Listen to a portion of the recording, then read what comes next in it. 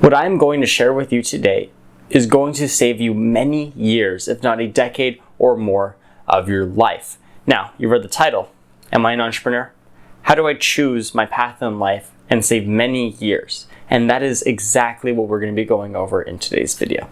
Now guys, you may have also noticed that this video is about half an hour long. I go over a lot of stuff in this video, and if you are not able to sit there for half an hour and invest some of your time and attention into possibly saving many years of your life, or at the worst coming away with some really good knowledge, then this video isn't for you and you're probably not cut out to be an entrepreneur. So to those people I say, go find a cat video, but to everyone else out there who understands the importance and the significance and power of education and investing in yourself, I invite you to join me here for this video, because I have put a lot of time and effort into making sure this is as valuable as possible to all of you. My only goal here is to save you guys many years off your life, or maybe up to a decade like I saved myself.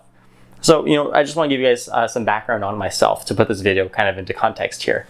So I dropped out of high school out of college at the age of 16, okay? And I pulled myself out of high school at the age of 17. And up until then, I had thought that I was going to be a physics professor. I had thought that was my Eularian destiny, what I was meant to do in life, what my path was in life. And I later realized, once I got the wisdom that I'm going to share with you in this video, that being a physics professor only passed a couple of these tests. But what passed all of these tests and what was all encompassing and perfect for me was entrepreneurship. It turned out that I am destined to be an entrepreneur, just like Grant Cardone over here. And what I'm going to share with you guys today is those exact steps and tests that I ran to figure out whether I was destined to be a physics professor or someone who organizes land, labor, and capital into systems like they say in the textbooks. So without further ado, guys, I bring you to the first step in this process. So guys, believe it or not, the first step in this process is actually sitting down and having a conversation with yourself and asking yourself this question: am I an entrepreneur? Now, you may seem obvious. It may seem like, well, I've already done that. But let me go ahead and redefine entrepreneurship here, and I'll show you how we're going to look at this problem. Okay, so I gave you the textbook definition already. I'd like to redefine it to Tai Lopez's definition, the same definition that I've adopted for myself, the definition that I see really well projected out into the real world when we're talking about this. And that is, and you may want to write this down, that the entrepreneur is someone who creates the world in their own image. That is the new definition of the entrepreneur. So now, with that information, I'd like you to think about entrepreneurs you know.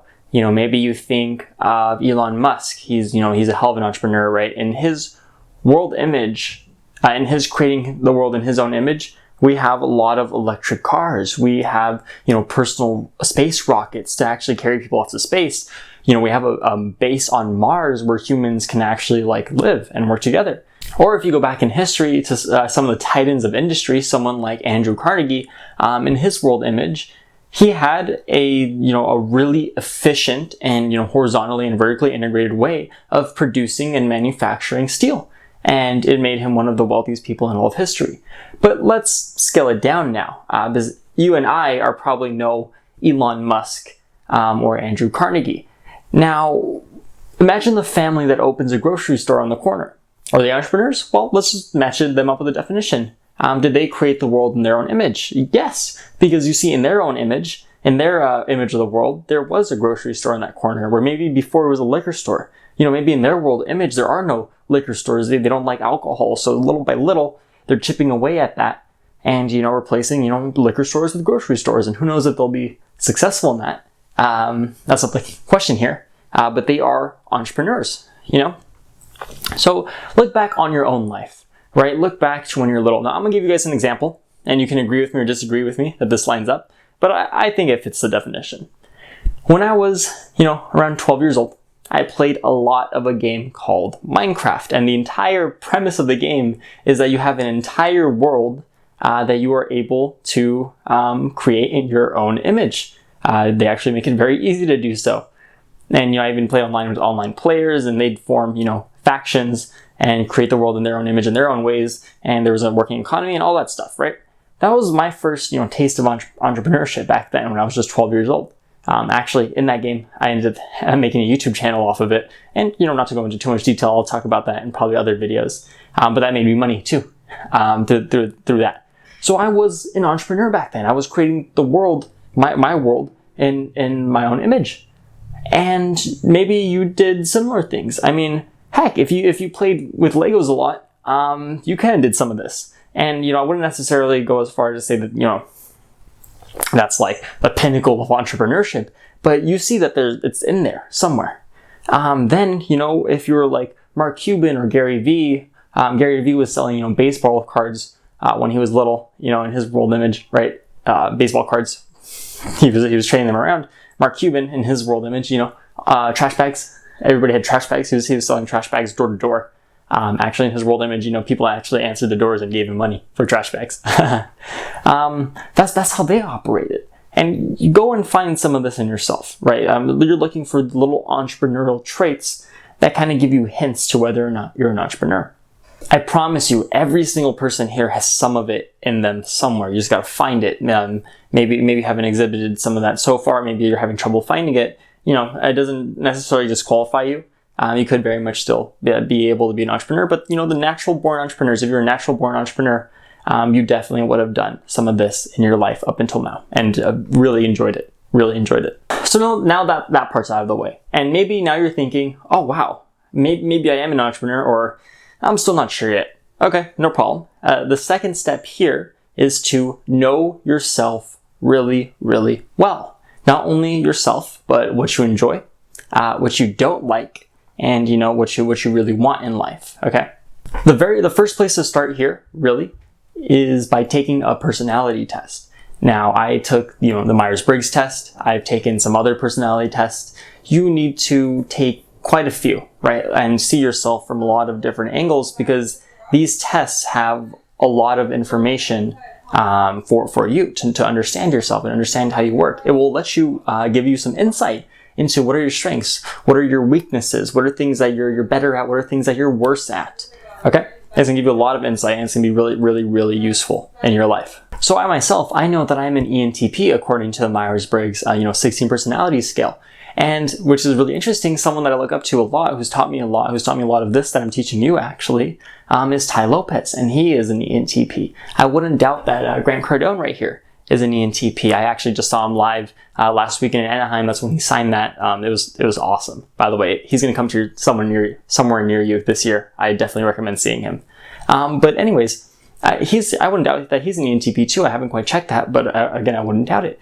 And these are people I look up to, and it just really clicked when I figured out that our personalities matched up. So I highly recommend that once you get to know yourself, go find successful people a lot like yourself. They are out there, and you have a lot to learn from them. You have a lot to learn from everyone.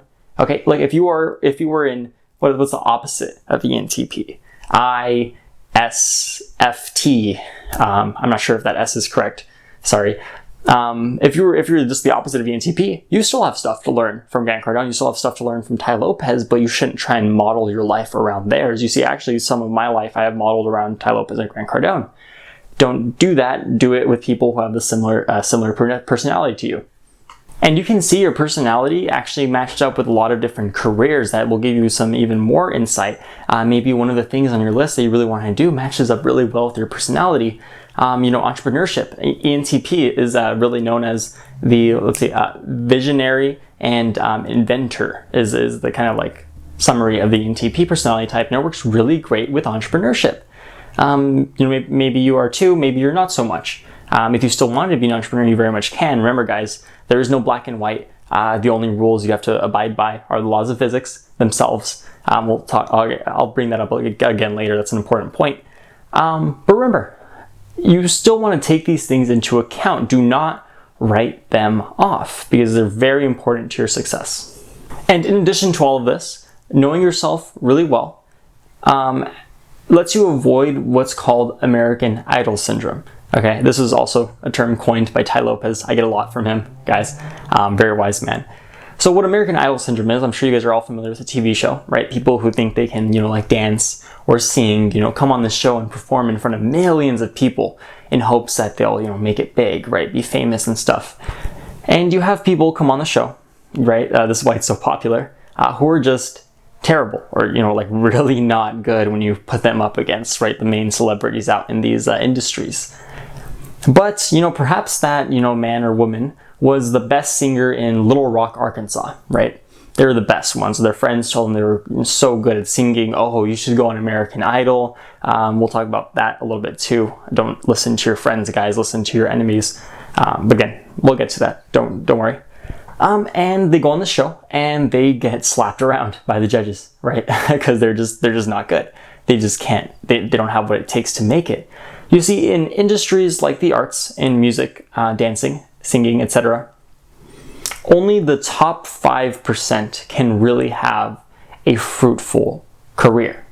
It's the reality of the industry. The other 95% are left picking at scraps.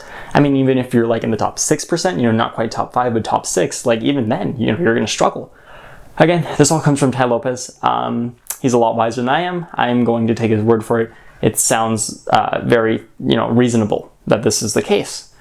Because, if you look at the world, it kind of, you see the best of the best people are really the ones who make it. And that only makes sense. So now we know our personalities. We know we kind of have an idea of what we're good at, what our strengths are, what our weaknesses. Now let's explore that further by taking it over to our IQs. Now, guys, the average IQ lies between 85 and 115. If you're somewhere in that range, cool, you're average, no big deal. If you're above that, also, cool. If you're below that, sure, you're still okay. You can do this. There are definitely better people with different IQs are definitely better suited for different things. You can also go online and see your IQs matched up with real life occupations, careers, achievements, etc. Now, the average IQ of a physics PhD student, I just looked this up a little bit ago, is around as 130. It's 130, their IQ. I have an IQ of 123, so I'm not quite, at the average of the physics PhD student. Definitely probably would have met some real interesting people if I did go off to school. But, if you have an IQ of 115 and you want to get a PhD in physics, it's not black and white, guys. There's no rule that says people with IQs below 130 can't do that.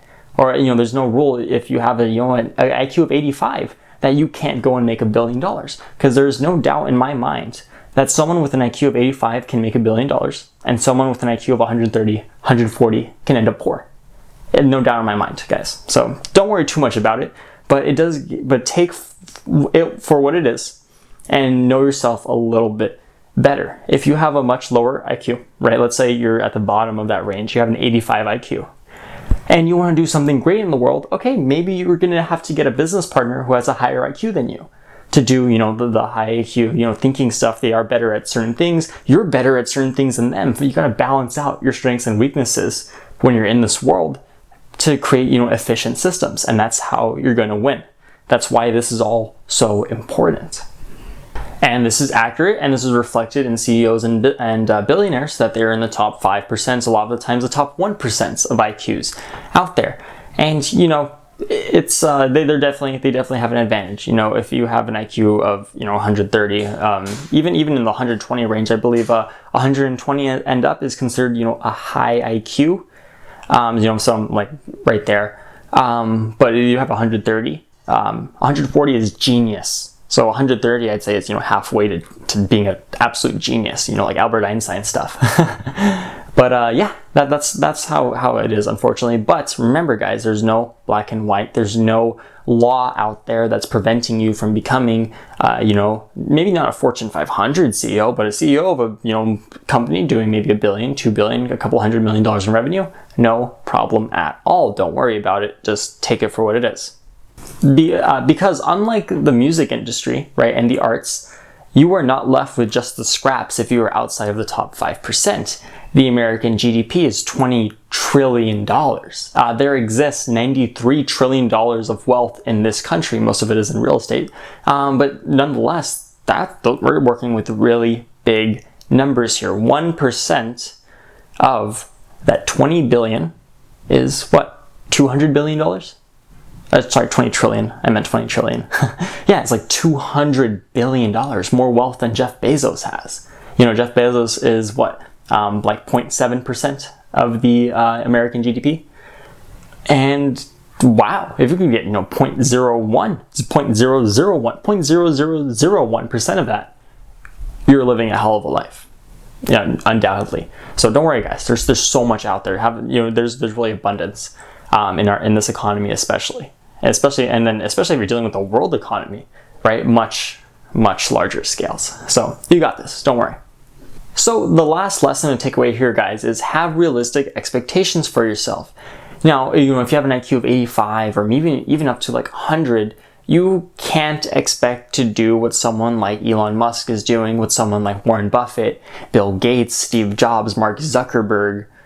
You can't expect to be like them, guys. And that's not necessarily a bad thing. It's not your destiny. That's what we're going to go into in this next part. The third part is your Eularian destiny.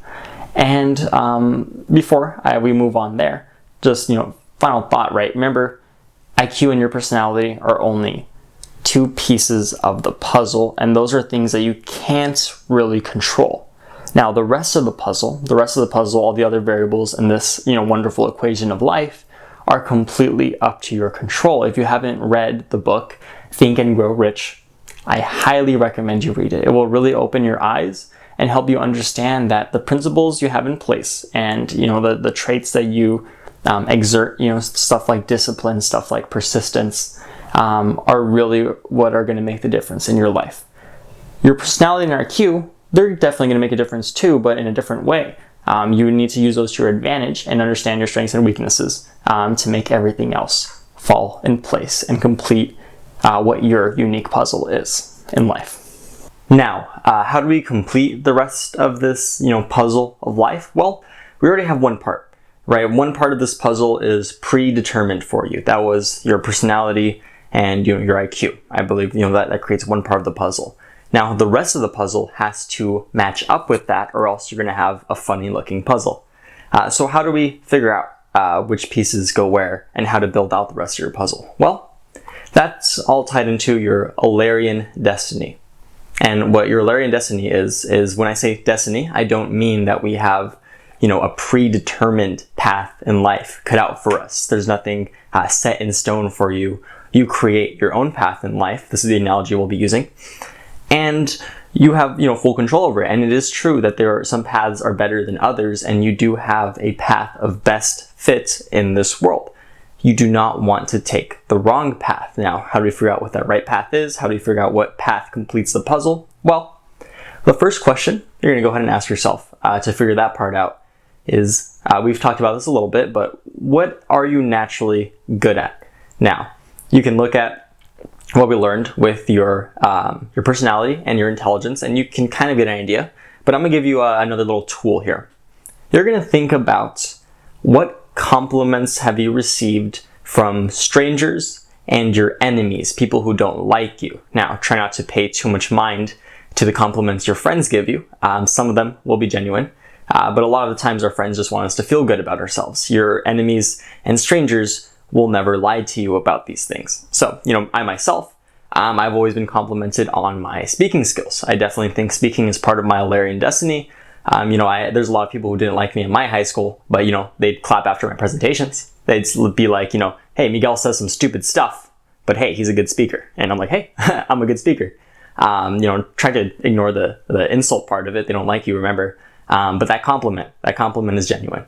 So think about times you've received compliments from strangers, compliments from people who don't like you. Maybe you're a good singer, maybe you're a really good artist. Maybe you've shared your art on social media and someone like, oh wow, you're amazing at drawing. You're writing, right? All these things that you might want to take into consideration for your Eularian destiny. So go ahead and ponder that, but I'm gonna move on here to the next step. And what this step is more of a test. And I call it, or more like Ty Lopez calls it, the Saturday night test. And what the Saturday night test is you think about something that you could just talk about with your friends on a Saturday night, or an activity you could do when you have free time on a Saturday night.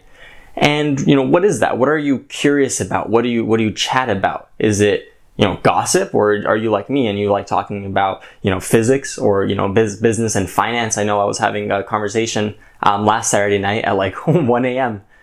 With one of my buddies. We were over at his house, and we were just talking about, business, entrepreneurship, stuff like that. And I was like, Saturday night test, I'm really on the right track here with what we're doing. So think about that, guys, because that's a really important thing. Stuff you do, as your hobbies. Go look at your hobbies. What do you really enjoy to do? Try not to read too much into things that you love to do, because when you do something that you love to do as as your job, as your work, you stop loving it. So be careful there. It's a slippery slope. But find something that you really, really like to do that will give you the best results.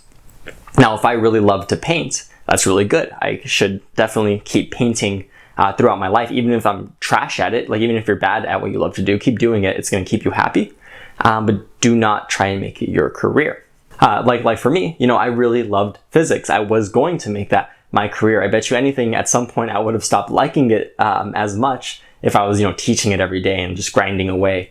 But I'm going to keep doing it throughout my life. But I also, really, really like entrepreneurship, business, finance, and I think that fits a little bit better into my puzzle. And the way you're going to see these things fit better into your puzzle is with the next test, which is the 10-year test. Now, what the 10-year test is something I kind of devised. It's something I realized that I did when deciding what my puzzle was going to look like. I want you to go forward 10 years from now, okay? And I want you to get as detailed as possible. Some of us less detailed, some of us more detailed, of what you want your life to look like. Now, for myself, when I look 10 years ahead, more like 13, I'll say when I'm about 30, I want to be making $1 million a year. I want a Lamborghini. Sorry, just something I've always wanted since I was a little kid. And I want to have my own business. I want to be happy. I want to have lots of friends around me. I want to be in control of my schedule. I want to not be too limited. And when I took something like becoming a physics professor, and I projected that out, I extrapolated that out 10 years, that wasn't the reality. No, down the physics professor path, that probably wouldn't be the reality till at least 30 years. If I was really smart with my money and saved and invested a lot. So what do you want your life to look like 10 years from now?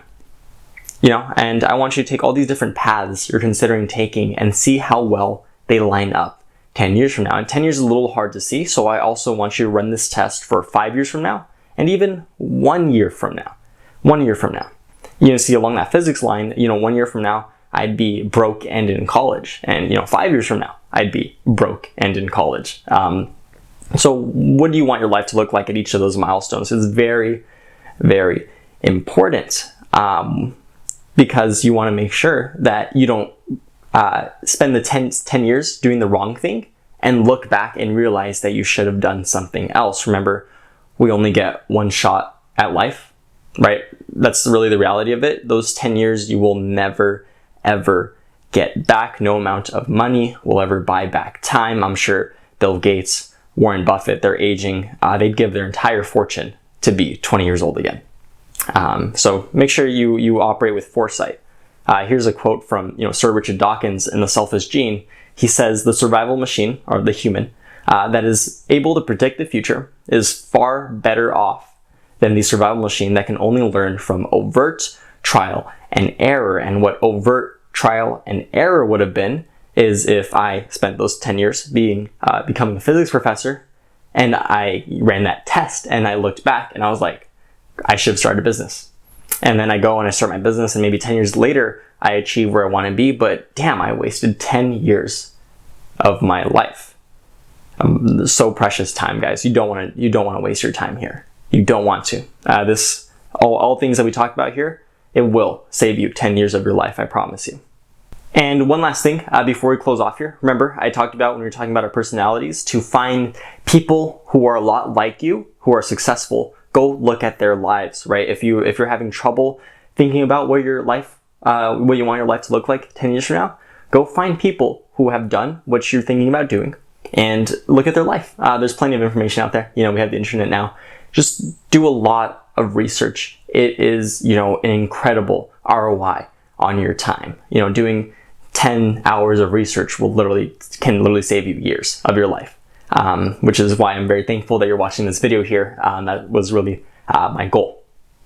Well, guys, I know that was a lot. Thank you so much for watching to this point. I really appreciate it. I'm just going to do a quick recap here and give you possibly the most important tip at the end of this quick recap. So remember, guys, the definition of the entrepreneur does not include what age you are. It does not include what race you are, what gender, ethnicity, religion, IQ, socioeconomic status. It cares about none of that. The only limit to you as an entrepreneur and in your life are the laws of physics themselves. This is a principle that Jeff Bezos operates by. You are the CEO of your own life, and you have full control over what path you take, guys. So take the correct path. Thank you so much for watching this video, guys. I hope to see you in the next one. As part of that path is hopefully liking this video, commenting your thoughts down below, subscribing so you guys see the next one. And yeah, thank you so much. I'll see you in the next one. Have a good day, guys.